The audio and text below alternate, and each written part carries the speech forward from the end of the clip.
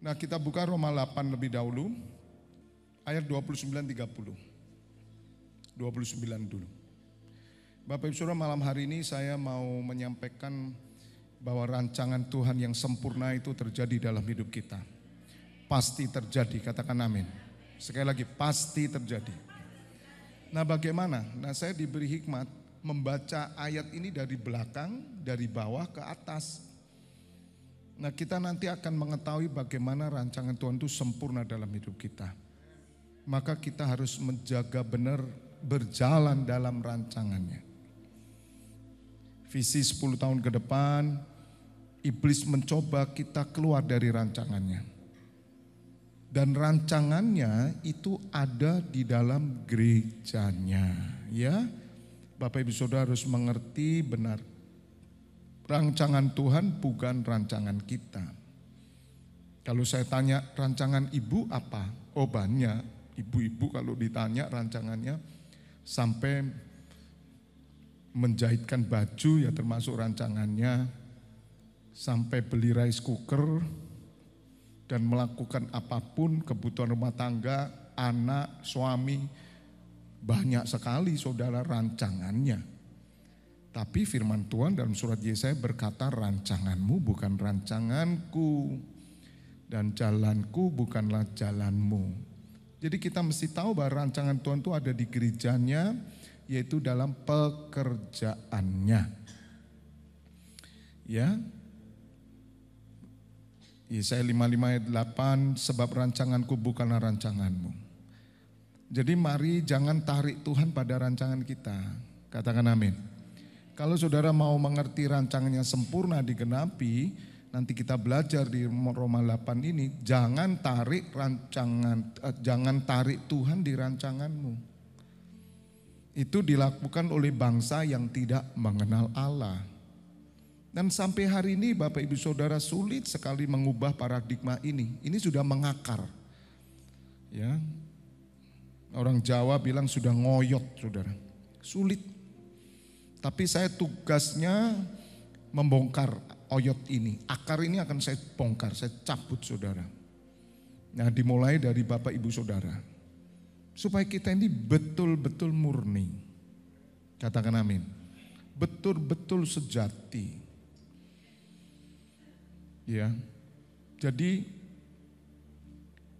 sebagaimana yang saya sampaikan di doa pagi bahwa kita ini harus terhisap di dalam tubuh Kristus. Tubuh Kristus itu secara universal adalah gereja-gereja di seluruh dunia dan secara lokal church itu di dalam penggembalaan. Nah, hidup kita itu akan berjalan sesuai dengan rancangannya ketika kita ada di dalam penggembalaan. Ada dalam bebannya Tuhan. Setiap orang yang memikul beban Tuhan, maka di sana mereka akan menemukan ya, kehendaknya,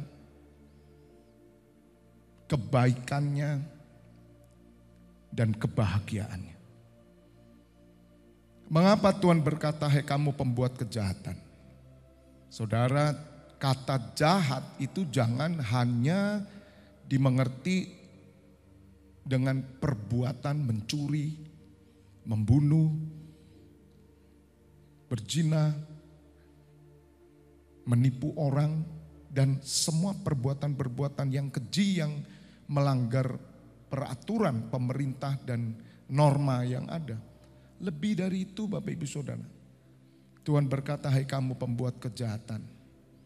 Ketika saudara belajar di Matius 25 tentang yaitu talenta. Ya, Matius berapa saya lupa. Pokok Matius agak akhir. Di sana Tuhan memberikan 1, 2, dan 5 talenta. Bagaimana Tuhan Yesus berkata kepada orang yang mengerjakan talenta yang Tuhan beri. Ya, Matius 25. Bagaimana Tuhan berkata, dikatakan baik sekali perbuatanmu. Hai kamu hamba yang baik dan setia. Kamu akan menerima. Dikatakan engkau telah setia dalam perkara kecil, aku akan memberikan kepadamu tanggung jawab dalam perkara yang besar. Masuklah dan turutlah dalam kebahagiaan Tuhanmu. Saudara akan mendapatkan kebahagiaan Tuhan. Bisa mengerti kata ini? Kebahagiaan Tuhan Yesus itu di mana? Ketika saudara melakukan pekerjaannya. Dan Tuhan Yesus ada di surga dan pekerjaannya diserahkan pada gerejanya. Pekerjaannya tidak diserahkan pada orang lain. Maka itu Bapak Ibu harus mengerti kata jahat itu di mana. Di dalam kerajaan Allah itu hanya ada kata baik dan ada kata jahat. Nah kita lihat bagaimana hamba yang menerima 1 talenta. Tuhan berkata, hai kamu hamba yang jahat. Kenapa? Karena hamba ini tidak mengerjakan talenta 1. Dia pendam. Ini orang Kristen egois. Ini orang Kristen yang tidak terhisap sama sekali dalam tubuh Kristus. Dan hati-hati saudara, orang-orang yang bergerak secara liar, ya, mereka tidak akan pernah tergabung dengan tubuh Tuhan, tapi mereka berkata, saya disuruh Tuhan melakukan ini secara individual. Bagaimana mungkin saudara? Dan satu kejahatan di mata Tuhan. Ketika saudara tidak mau melakukan beban yang Tuhan berikan di dalam gerejanya. Dan iblis tahu ayat ini. Iblis tahu kebahagiaan Tuhan. Kalau saudara seorang pemimpin di perusahaan, pemimpin di pekerjaan saudara. Ketika karyawan saudara melakukan tugas yang saudara beri. Saudara senang gak? Senang. Maka mereka menerima kebahagiaan saudara. Hanya orang yang melakukan tugas tuannya, mereka lain menerima kebahagiaan tuannya. Maka itu Bapak Ibu Saudara, kita harus mengerti hal ini dengan benar. Rancangan Tuhan bukan pada hidup saudara, bukan. Katakan amin. Kalau selama ini saudara tarik Tuhan pada rancanganmu, bertobatlah. Tapi saudara ditarik pada rancangannya, katakan amin. Dan rancangan Tuhan dulu, sekarang, selamanya tetap sama. Menghendaki supaya semua orang diselamatkan melalui gerejanya. Nah kita akan mengerti sekarang. Kalau orang disebut sebagai orang yang baik di mata Tuhan. Orang yang setia, orang yang menerima tanggung jawab besar. Tanggung jawab besar itu adalah pekerjaannya, bukan profesimu, bukan pekerjaanmu. Oh Pak, saya dikasih tanggung jawab besar Pak. Dulu saya itu kerjanya hanya ya kelilingan kampung-kampung Pak. Sekarang mulai keliling kota dan kemudian Tuhan beri besar lagi keliling Nusantara Pak sekarang. Oh lebih besar ya? Iya. Nah sekarang keliling dunia. Habis ini keliling planet. Itu pekerjaan besar? No. Tujuannya di mana itu? Tapi saudara, iblis sudah berhasil membuat kita gagal mengerti yang baik. Dan kita merasa bahwa Tuhan dahsyat. Dan kita tidak pernah peduli atas gerejanya. Semua hanya peduli dengan kepentingan individual. Bagaimana Roma 8 bisa terjadi? Saya selalu menasihati orang-orang saudara. Kalau kamu ada di pekerjaan Tuhan, kamu peduli. Meskipun kamu ini bisnismen, Tetapi kamu memikir-mikirkan pekerjaan Tuhan. Memikir-mikirkan jiwa, terhisap dalam sebuah gereja. Saya jamin saudara, seperti Daud berkata, sejak aku muda sampai aku tua, tidak pernah aku melihat bahwa orang benar ditinggalkan oleh Tuhan. Anak cucunya meminta-minta, tidak pernah dan tidak akan pernah terjadi. Katakan amin. Saudara harus berani membuktikan di hadapan familimu, di hadapan orang tua mertuamu dan handai tolan. Tunjukkan 10 tahun ke depan ini, tantang saudara.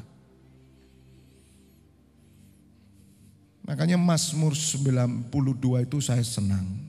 Saudara pegang ayat ini, saya kasih kepada orang-orang yang generasi Lois. Mazmur 92 ayat 14 itu terkenal sekali. Yang di ayat 16-nya itu pegang saudara. Mari baca ayat 14 dulu. Ya. Mereka yang ditanam di bait Tuhan itu di mana? Gereja.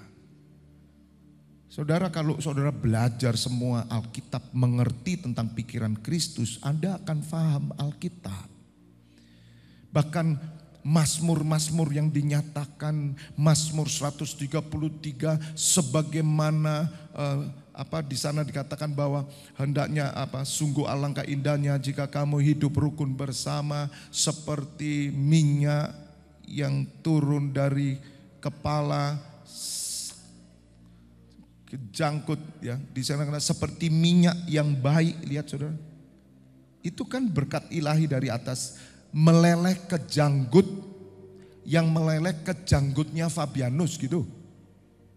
Enggak punya janggut saya, ini jenggot saudara. Harun, tahu siapa Harun? Imam. Kalau saudara ngerti kebenaran, ya Anda tahu bahwa imam itu diurapi.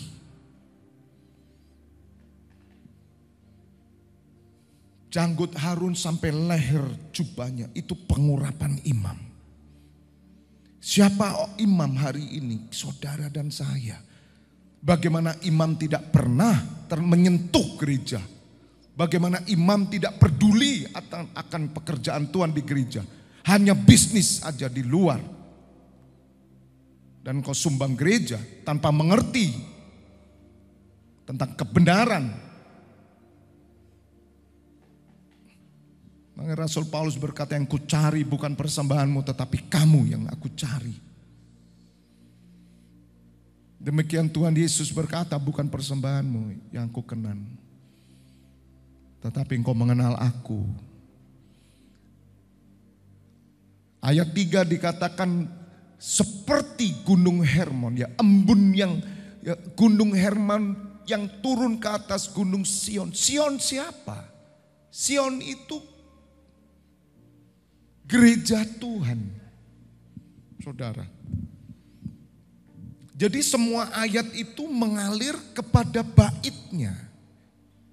Orang yang terhisap dalam baitnya dijamin hidupnya oleh Tuhan.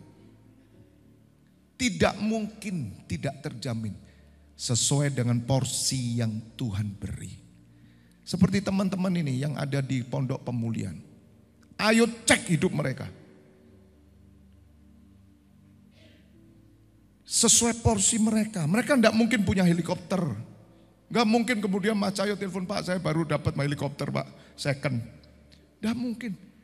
Tuhan punya porsi, tapi saya jamin. Jaminan yang dikatakan Tuhan dalam Alkitab itu terjadi. Ditanam.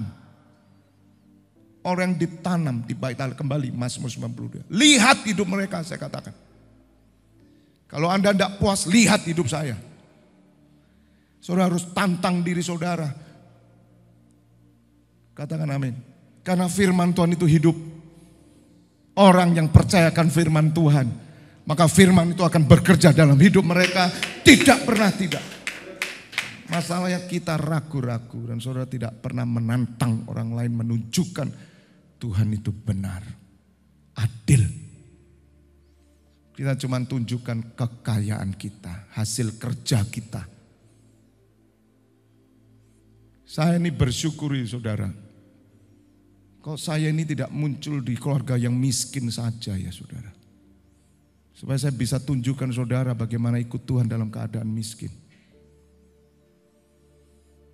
Tapi Tuhan taruh saya dalam keadaan begini. Itu anugerah. Dan sampai hari ini saya tidak pernah miskin. Tidak pernah kekurangan. Apa iblis tidak bisa membuat saya hancur? Bisa. Tapi ada tangan Tuhan. Dan saya tidak takut miskin. Saya tidak takut hancur. Karena aku tahu hidupku dipegang Dia. Seperti Ayub tidak takut. Ayub mengenal Tuhan. Tapi saya mau tunjukkan. Bahwa apa yang kita lakukan ini. Itu akan menghasilkan kekekalan. Bukan sekedar acara, bukan sekedar hanya kegiatan rutinitas. Dan Bapak Ibu Saudara harus fight di sini, harus fight, harus berjuang. Supaya orang tidak melihat harta kita, tapi mereka melihat harta surgawi di dalam hidup kita. Dan mereka percaya, gila ini orang. Memang benar ikut Tuhan Yesus itu, orangnya pasti diberkati dengan hidup kekekalan. Katakan amin. Dan hidup diberkati itu luar biasa. Saya tadi itu baca saudara. Saya tadi itu membaca.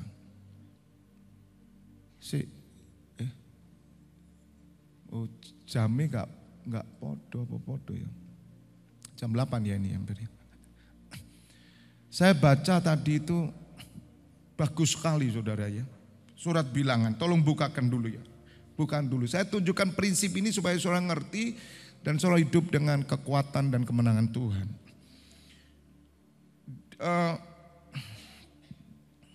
Lupa lagi, ini kan HP istri. Kalau HP istri ya nggak tahu tadi. Di surat Bilangan dikatakan, tolong searching ya, cari ya. Di surat Bilangan maybe Bilangan 18, maybe ya mungkin segitu 18 ya. Tapi cari di Bilangan dikatakan gini. Ketika Bileam itu diminta untuk menyumpahi ya bangsa Israel untuk mengutuk. Dia mau dibayar oleh seorang raja untuk mengutui sebab mereka tahu bahwa bangsa Israel itu diberkati. Tapi kalau dikutuk kalah mereka nanti perang. Maka Bileam dipanggil untuk mengutuk, dikasih harta. Dan Tuhan berfirman, saya senang firmannya ini.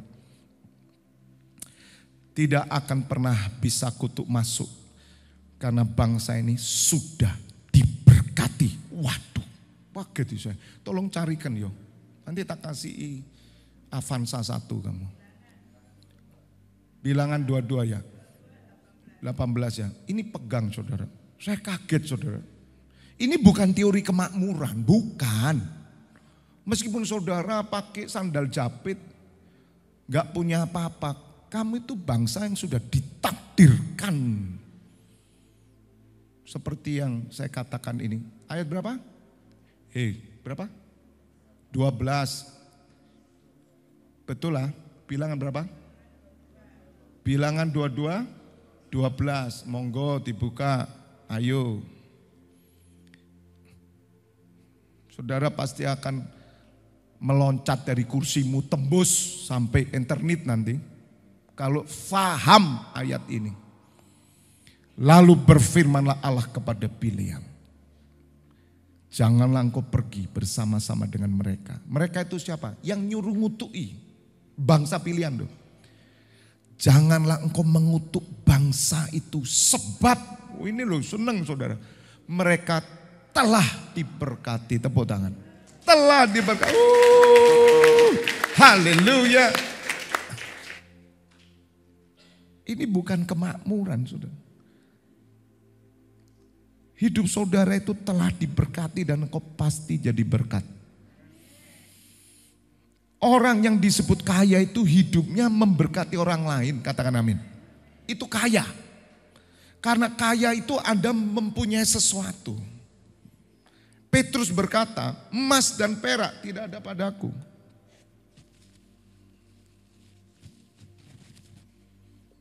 Emas dan perak tidak ada padaku. Petrus itu miskin, tapi dia kaya. Nah, definisi kaya itu kalau semakin banyak yang keluar dari dirimu, itu kaya. Kalau semakin banyak yang masuk di dirimu, miskin kamu. Karena kamu gak pernah keluarin apa-apa. Sekali lagi saya tidak bicara soal uang. Jadi berkat. Tapi Petrus berkata, emas dan perak tidak ada padaku, tapi apa yang kupunyai ini loh saudara. Karena Petrus sadar bahwa dia adalah umat yang diberkati. Saudara dan saya ditakdirkan sebagai umat yang telah diberkati. Jangan kutuk mereka sebab mereka adalah umat yang telah diberkati. Bangsa yang telah diberkati. Bangsa pilihan itu bangsa yang telah diberkati. Amin. Maka Petrus berkata, emas perak tidak ada padaku. Tapi Petrus tahu bahwa aku telah diberkati dan aku berikan berkat di dalam nama Tuhan Yesus. Hidup yang berguna itu loh orang kaya. Katakan amin. Nah, banyak orang itu kan kecewa dengan keadaan hidupnya, kecewa dengan masalahnya. Jadi malah marah, merugikan orang lain.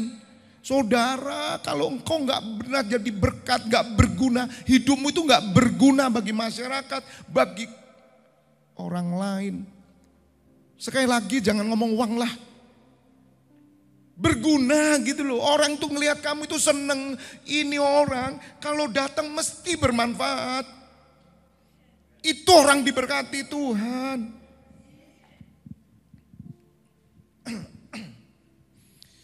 Ini penting Bapak Ibu Saudara mengerti hal ini. Kembali ke ayat tadi yang topik kita ya tadi ini tambahan-tambahan tadi di mana tadi itu? No, sebelum Roma yang saya sebelum ngomong ini di mana tadi? Hah? Di Mazmur 92. Tolong sudah disiapin catatan enggak di sana kertas? Tolong siapin notes ya. Jadi ayat yang Pak Vibi ngomong tolong media tulis ya. Jadi sebelum ngomong itu apa tolong dibuka. Jadi saya bisa lebih enak ya bahasnya enggak lompat saya. Lupa kadang saya. Perhatikan mereka yang ditanam di bait Tuhan akan bertunas di pelataran Allah kita. Ditanam saudara, ditanam.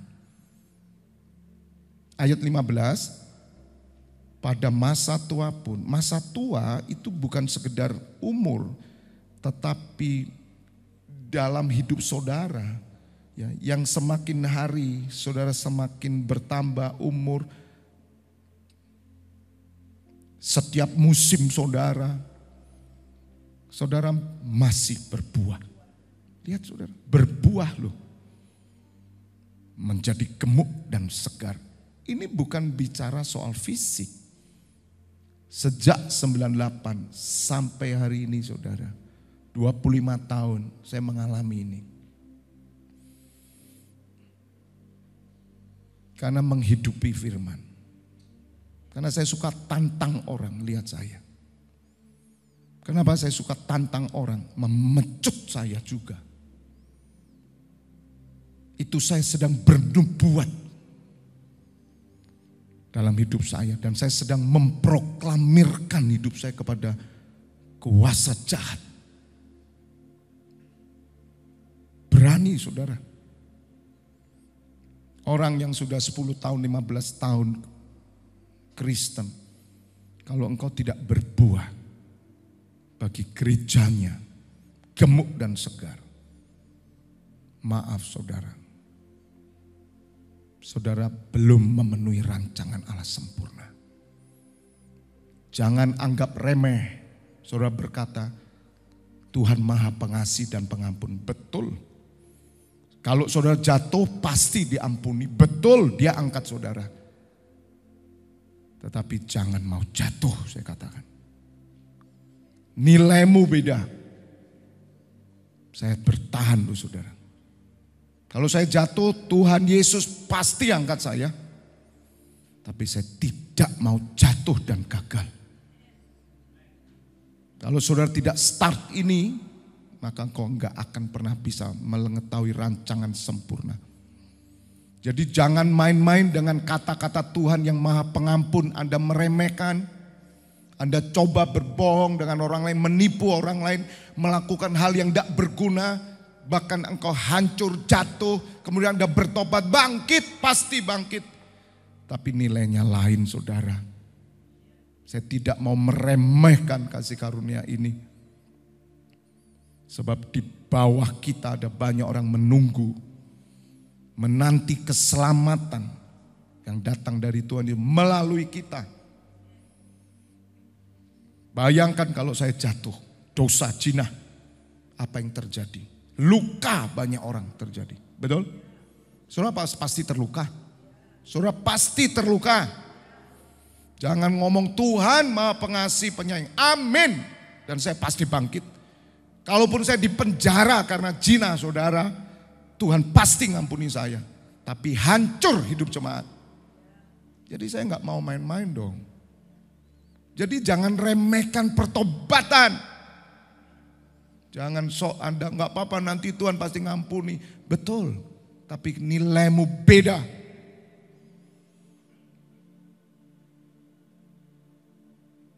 Masih bersama saya enggak ini? Saudara pikir nilainya sama? Beda. Itu sama dengan nilai rapot remedi sama tidak remedi, beda enggak? Beda enggak? Beda. Orang yang ngulang ujian meskipun nilai A kalah sama mereka yang tidak pernah ngulang tapi nilainya A. Nah 16. Saudara. Untuk memberitakan ini loh saudara. Bahwa Tuhan itu benar. Jadi Bapak Ibu saudara ngerti prinsip ini. Tuhan itu benar. Bahwa ia gunung batuku dan tidak ada kecurangan padanya. Tuhan itu benar dalam hidupku. Benar Tuhan itu ada dalam hidupmu. Dan benar Tuhan yang kau percaya bekerja dalam hidupmu. Jangan ngomong gini, Tuhan Yesus itu loh Allah yang benar. Ya tahulah dia Allah yang benar. Tapi benar gak dalam hidupmu itu loh? Masih bersama saya enggak ini? Jadi jangan ngomong lah. Tuhan itu benar, udah tahu anak kecil ya tahu Tuhan itu baik. Tapi apakah dia bekerja dalam hidupmu? Enggak. Bisa ngerti saudara? Ngerti sekarang? Kita ini kan gampangnya gitu. Oh Tuhan baik Pak, ya seru kayak Bien. Gak usah ngomong Tuhan Maha Kuasa Pak, seru saya bilang. Gak usah. Tapi apa kuasanya bekerja mengubah kamu? Saya bilang. Kalau kamu gak pernah berubah, dia tidak berkuasa atas kamu. Bisa ngerti? Orang lain akan melihat Tuhan itu benar dalam hidup saya. Kalau memang Tuhan berkuasa atas saya. Orang melihat perubahan. Hari ini mereka sudah tidak melihat perubahan saya saudara. Udah lewat, yang mereka lihat buah kerajaan. Tanggung jawab yang besar. Semakin hari gemuk dan segar. Bukan turun tapi dia semakin naik. Tanggung jawab ada. 10 tahun yang lalu dengan hari ini saya beda. 10 tahun ke depan dengan hari ini saya akan beda. Dan saya paksakan saya harus beda. Karena saya bukan berjalan dengan manusia. Tapi saya berjalan dengan Roh Allah. Berjalan dengan Tuhan Yesus. Allah yang besar.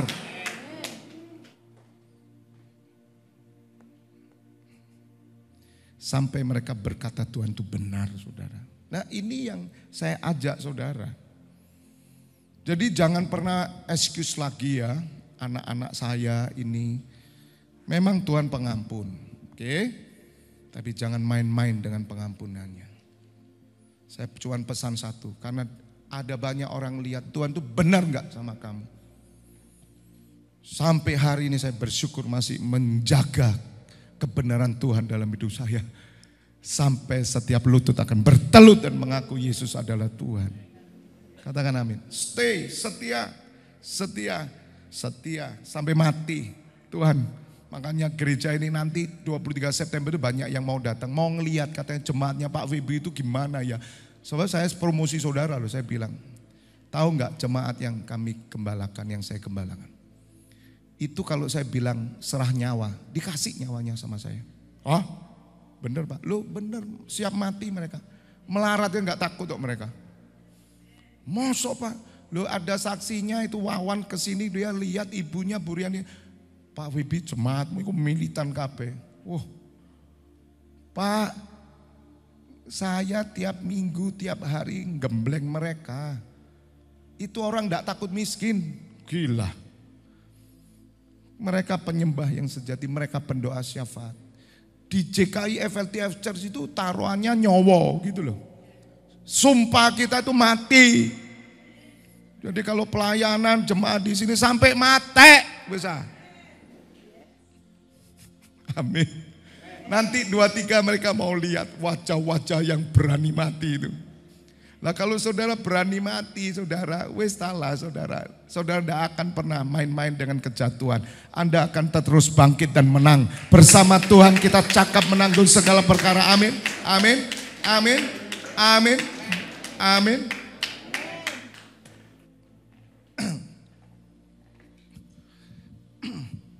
Ayo sekarang saya tunjukkan. Jadi Bapak Ibu Saudara, rancangan Allah itu dimulai dari Roma 8 ayat 29. Dan kita tahu nanti saya tunjukkan rahasia supaya orang lain lihat Tuhan itu benar. Dan orang yang ditanam di dalam kepenggembalaan, mereka akan memberitakan bahwa Tuhan Yesus itu benar. Sebab semua orang yang ayat 29-nya, sebab semua orang yang dipilihnya dari semula, mereka juga ditentukannya dari semula. Garis bawahi ya, dari semula. Untuk menjadi serupa dengan gambaran anaknya supaya anaknya itu menjadi yang sulung di antara banyak saudara. 30. Dan mereka yang ditentukannya dari semula, mereka itu juga dipanggilnya. Dan mereka yang dipanggilnya, mereka itu juga dibenarkannya. Dan mereka yang dibenarkannya, mereka itu juga dimuliakannya. Katakan amin. Tahan ayat 30, kita baca dari belakang sekarang. Lihat, siapa orang yang dimuliakan? Percayakah saudara bahwa saudara akan dimuliakan Tuhan? Amin.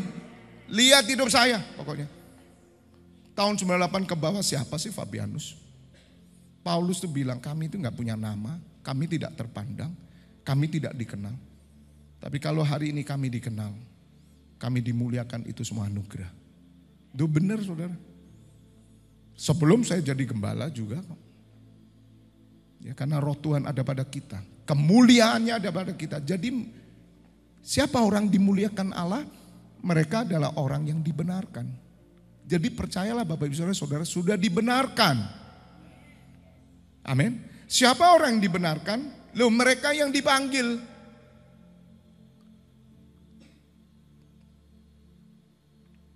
Puji Tuhan Pak, kuping saya rodok budi Pak. Budek dikit Pak. Jadi waktu Tuhan manggil enggak dengar saya Pak. Ya biasanya orang ini panjang umur saudara. Enggak gampang mati. Nah orang mati kan dipanggil Tuhan toh. Tapi dia enggak dengar itu. Jadi nanti semua enggak ada, dia sendiri hidup. Guyon, serius. Siapa orang yang dibenarkan? Orang yang dipanggil. Saudara dipanggil, saya dipanggil sama Tuhan. Dipanggil sama Tuhan, Fabianus, mari. Loh saya tukang salon kok dulu. Tahu tukang salon? Dari semua profesi, setiap suku, bangsa, kaum dan bahasa. Dari semua keluarga. Dari semua adat, istiadat, tradisi nenek moyang. Semua kebiasaan, culture, budaya apapun. Tuhan Yesus bilang, come here. Waktu saudara dipanggil seperti Abraham dipanggil. Siapa saudara kok dipanggil? Apa karena saudara bagus, baik? Orang yang dipanggil karena dia sudah ditentukan sebelum dunia dijadikan, namamu sudah dipanggil, tepuk tangan. Sudah dipanggil, hargai. Di sini mengerti bahasa Indonesia tidak? Mengerti? Sudah dipanggil. Kalau dipanggil itu berarti dengan tujuan yang memanggil apa tujuan kita? Yang memanggil dong. Siapa di sini yang suka bahwa saudara adalah orang yang dipanggil oleh Tuhan Yesus dan sudah ditentukan dari semula? Cepat angkat tangan. Ingat hidupmu dipanggil. Anda dokter, Anda dipanggil sama Tuhan. Kalau Tuhan berkata, tinggal doktermu, tinggal dong. Jangan ngurusi pasien sampai tidak bisa ibadah. Bagaimana mungkin? Beda kalau emergensi, Anda operasi. Kan tidak mungkin orang operasi, bentar Bu saya tak sembahyang dulu. Pengajaran lagi. Bukan. Bisa mengerti? Coba toh renungkan. Saya tukang salon dulu, dipanggil Tuhan Yesus. Jelas saya harus serahkan hidup. Karena saya tahu kehendaknya akan digenapi dalam hidupku. Bisa mengerti ya? Makanya Tuhan bilang kamu sudah mati. Jadi kita jangan terlalu banyak alasan dong. Supaya rancangan sempurna itu ngerti ini dulu. Roh Kudus itu kalau ngajar saya itu luar biasa kok. Baca dari bawah supaya mereka mengerti. Rancangan Tuhan bekerja sempurna. Dan saudara harus tahu dong. Saudara dimuliakan. Karena saudara sudah dibenarkan. Dibenarkan dari apa? Dosa. Kita bisa ibadah itu karena dibenarkan. Tapi siapa orang yang dibenarkan? Dan mereka yang dipanggil dari semula. Wah, dari semula itu kan sudah ditakdirkan. Untuk kita datang bekerja kepada Tuhan Yesus. Dia bos kita, katakan amin. Rubah pikiran kita dulu dong. Supaya Anda selamat gitu loh. Nanti di pastor teaching atau minggu gak tahu, pokok saya doa. Saya mau terangkan apakah kita sudah selamat gitu loh. Saya tunjukkan tentang keselamatan itu betul-betul Anda harus yakin. Dan saya kasih tahu nanti.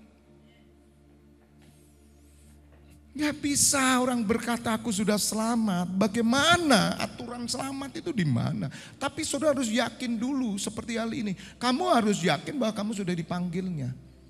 Dipanggilnya. Pak Martin besok jam 3 datang ke rumah saya. Pak Martin datang dia dengar saya, betul nggak? Ada apa Pak Febi? Apa yang bisa saya lakukan? Bukan dibalik. Pak Martin datang langsung Pak Febi harus melakukan apa yang saya mau. Loh, kurang ajar kamu. Saya manggil kamu kok kamu yang nyuruh saya duduk. Katanya, loh ini ruang tamu saya. Jadi Sri Mulat lah. Lucu enggak? Bagaimana Kristen kurang ajar tahu sekarang Pak Filipus, Pak Anton tahu ya, Kristen kurang ajar banyak enggak? Kristen nyuruh Tuhan Yesus kurang ajar lah. Wong dipanggil Tuhan kok malah dudukkan Tuhan nih loh. Harusnya kita datang, kita sujud di hadapan dia, bukan duduk. Kamu tahu cita-citaku belum selesai, anakku belum selesai kuliah, duit dari mana? Kamu kan Tuhan bisa melakukan. Betul bos. Gitu Tuhanmu gitu Kok enak gitu loh. Tapi bersyukur saudara, di sini tidak ada. Kita memuliakan Tuhan Yesus. Makanya saya nulis Yesus itu dengan Tuhan gitu loh. Jambal itu tidak enak mulut saya. Gereja lain mau jambal ya silakan. Bapakmu dijambal, terima enggak kamu? Saya dulu masih kecil itu kan teman-teman saya godanya kan manggil nama bapak tanpa pak ya toh. Itu gelut saudara iso. Ya toh? Yanto gitu. Bapak misalkan ya namanya Suyanto. Yanto, ngamuk enggak? Tapi itu tadi kita kadang enggak ngerti aplikasi. Makanya Alkitab menulis Yesus saya tambahi Tuhan Yesus.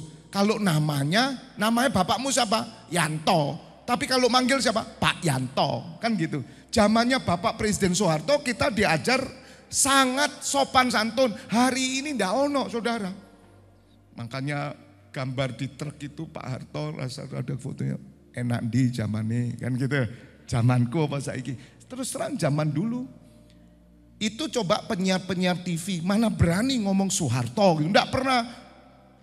Bapak Soeharto, sekarang Jokowi, gitu aja. Enggak ngerti sopan santun, enggak bisa memperlakukan yang mulia itu loh saudara. Jadi kembali ya Bapak Ibu Saudara, bagaimana orang bisa mengakui bahwa Yesus adalah Tuhan kita. Elohim itu Bapa kita, ketika saudara menyadari bahwa saudara telah dipanggilnya. Dan waktu saudara dipanggil, Anda harus out dari semuanya. Out, katakan sama saya, out. Abraham keluar, dia mengajak istri dan anak-anaknya untuk pergi ke satu tempat yang dia tidak tahu. Itulah telah dipanggil, dan Abraham setia. Maka dia dikatakan Bapa orang beriman.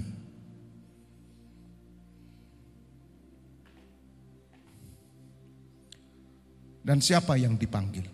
Siapa yang dipanggil dari semula? Mari kita baca 29.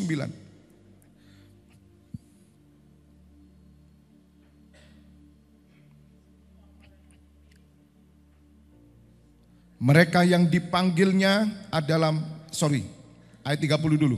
Mereka yang dipanggilnya, mereka yang ditentukannya dari semula. Jadi sudah ditentukan dari semula.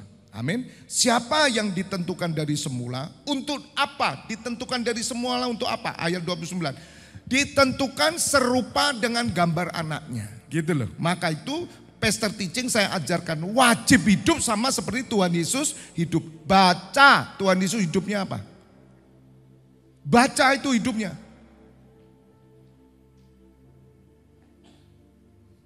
Tuhan Yesus hanya melayani Bapa, melakukan kehendak Bapa. Dia sangat terikat dengan Bapa. Ya itu hidup orang Kristen. Orang kok gereja tok ae. Ya memang begitu. Orang yang ngomong begini karena dia tidak ditentukan dari semula. Ya memang begitu. Doa tok ae. Ibadah tok ae. Bos sekali-kali gitu loh kamu melihat kamu dogem gitu loh. Loh. Oh, belum pernah diciwir sama orang gak punya tangan soalnya. Ya gak bisa Pak mau nyiwir gak punya tangan. Ya BE mungkin, maybe. Bisa mengerti sekarang saudara? Wajib hidup sama. Jadi goal saudara, hebat nih saya. Sudah S2, S3, S4 sampai S-teler sekalipun. Kalau kamu gak serupa dengan Kristus, gagal. Ilmu kekristenan yang paling tinggi itu serupa dengan Kristus. Oh puji Tuhan Pak, besok saya gondrongkan. Dan saya semir blonde, agak di-call-off dikit. Nah sekarang kumis ini sudah bisa, yang namanya alis itu dia Pak no? Sulam ya. Nah kumis bisa disulam. Iya. Brewok itu bisa diatur saudara. Apa itu sama seperti Tuhan Yesus? No. Karakter saudara, hati saudara, pikiran saudara, perbuatan saudara, pekerjaan saudara. Meskipun saudara bekerja, bisnis, ibu rumah tangga, tapi hidupmu untuk gereja dan pelayanan. Titik. Tidak bisa dibantah.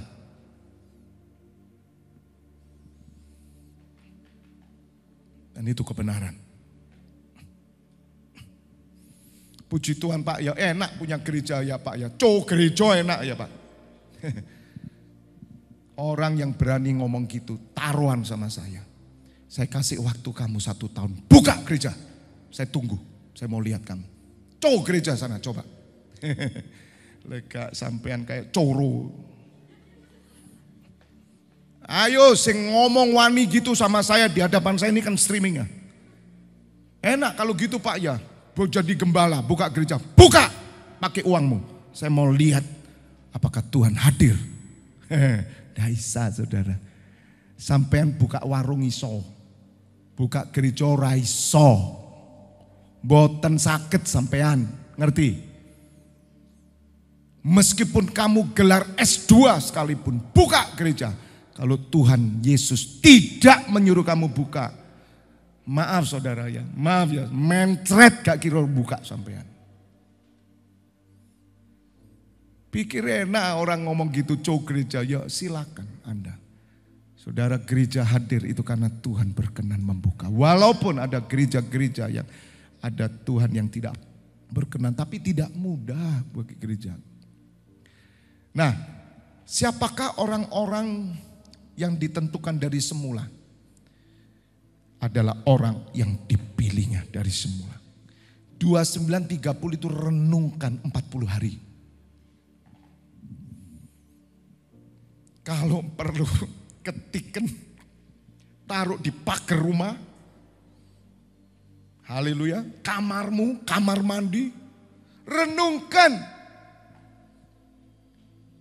Maka sesuatu yang ilahi akan keluar dari hidupmu. Kalau kamu 29:30 itu gagal merenungkan, kamu tidak akan mencapai rancangan sempurna. Tidak bisa. Anda hanya seperti orang, ya pokok gereja yang ya saya punya uang, begitu aja, sudah. Tapi Anda tidak melihat kemuliaan, kebenaran. Dan Anda serupa dengan Kristus, saya kasih tahu. Bapak Ibu Saudara. Ketika saya merenungkan 29:30 saya loncat saudara. Saya berkata, Bapak, Tuhan Yesus cukup bagiku. Jesus is enough for me. Selesai. Saya tidak cari apa-apa lagi. Karena namaku sudah dicatat. Aku sudah dipilih. Dan prinsip Tuhan memilih kamu. Dan seisi rumahmu. Itu loh Tuhan. Amin. Kamu dan seisi rumahmu. Engkau percaya kepada Tuhan Yesus, maka seisi rumahmu, engkau dan keturunanmu, mereka juga akan dipilih oleh Tuhan. Maka jaga anakmu nak, jaga nak, gitu loh. Jaga, supaya dia hidup sebagai orang pilihan nak, gitu loh. Karena iblis akan menarik mereka, untuk mereka memutuskan pilihan itu. Dengan mulutmu kamu dibenarkan, tapi dengan mulutmu kamu akan dihukum. Kalau saudara nggak ngerti ini, kamu nggak akan jaga. Hari ini saudara sudah tidak bisa lagi bilang, Pak kita ini harus modern Pak, kita harus jangan kuper, kita harus bergaul dengan semua. Bergaul. Tidak zamannya hari ini. Lindungi anakmu. Biar tetap dijanti, tidak apa-apa. Kelihatan mereka kuper, tidak apa-apa. Amin. Tapi mereka orang-orang yang selamat, orang-orang yang akan menikmati hidup kekal. Ora popo, katanya Jupe almarhumah. Mengerti Bapak Ibu Saudara?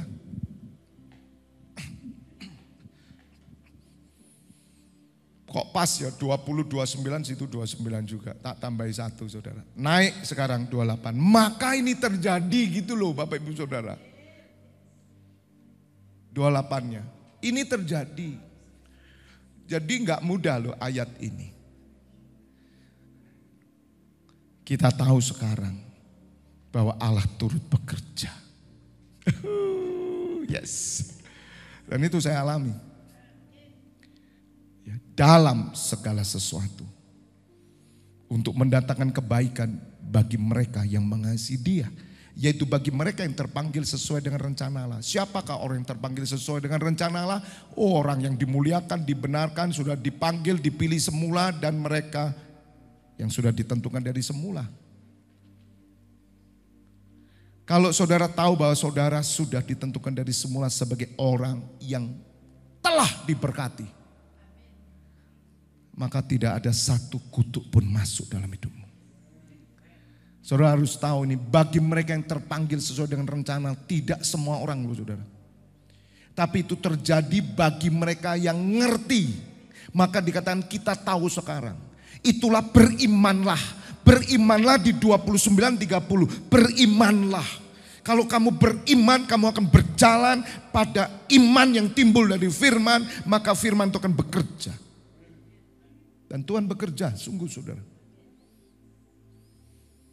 Jangan saudara seperti orang umum, hanya ngomong Tuhan. Saudara, kalau ngomong Tuhan semua orang bisa ngomong Tuhan. Tuhan tolong saya Pak, Tuhan tolong saya. Udah enggak usah Kristen itu saudara. Tapi siapa yang mengerti bahwa saudara terpanggil sesuai dengan rencana Allah? Apakah orang dunia tahu ayat ini? Tidak mengerti. Hanya orang Kristen yang mengerti, yang sungguh-sungguh mengerti bahwa Allah turut bekerja. Perjanjian Tuhan itu nyata. Hanya orang yang mengasihi Dia. Saudara tidak pernah terlibat dalam pekerjaan Tuhan. Saudara tidak pernah terpikirkan, memikirkan gereja, memikirkan perkara di atas. Bagaimana mungkin Allah turut bekerja? Tidak perlu pakai Tuhan, saya katakan. Dan jangan ngomong Tuhan. Tuhan itu memberi berkat umum saudara. Orang yang rajin, dia diberkati. Itu enggak usah ngomong Tuhan itu. Saudara malas sekolah, Anda tidak akan pernah bisa lulus. Tidak usah cari Tuhan itu.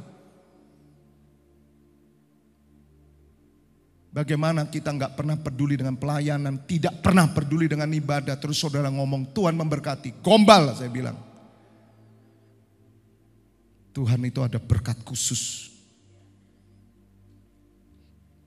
Malu saudara. Kita nggak pernah terlibat apa-apa ngelibatkan Tuhan. Itu sombong orang itu. Dia hanya memanipulasi Tuhan. Dia tidak tahu Tuhan bekerja. Nanti lihat ketika bangkrut dia. Lihat, dia kecewa. Lihat aja waktu dia ada di titik rendah. Apa yang keluar dari mulutnya. Lihat tunggu saudara. Waktu dia gagal. Apa orang tidak bisa gagal saudara? Saudara akan tahu bahwa mereka itu tidak kenal Tuhan. Walaupun dia orang Kristen. Tidak kenal Tuhan saya katakan. Dan Tuhan tidak pernah turut bekerja dalam hidupnya. Karena pekerjaan Tuhan hanya bekerja bagi orang yang ada dalam pekerjaannya. Itu rahasianya. Ya catat ya. Ini nanti kalau sampai pada perkara Roh Kudus itu sampai titik dalam hatimu. Itu saya lanjutkan nanti. Ya, nggak tahu kapan itu. Mungkin 2033 pokoknya saya belum selesai karena waktu sudah habis ini. Garis bawahi turut bekerja. Coba sebelum saya tutup ya. Garis bawahi turut bekerja. Seperti yang saya katakan tadi, bos, saudara bos ini. Saudara punya bisnis nih dan punya karyawan.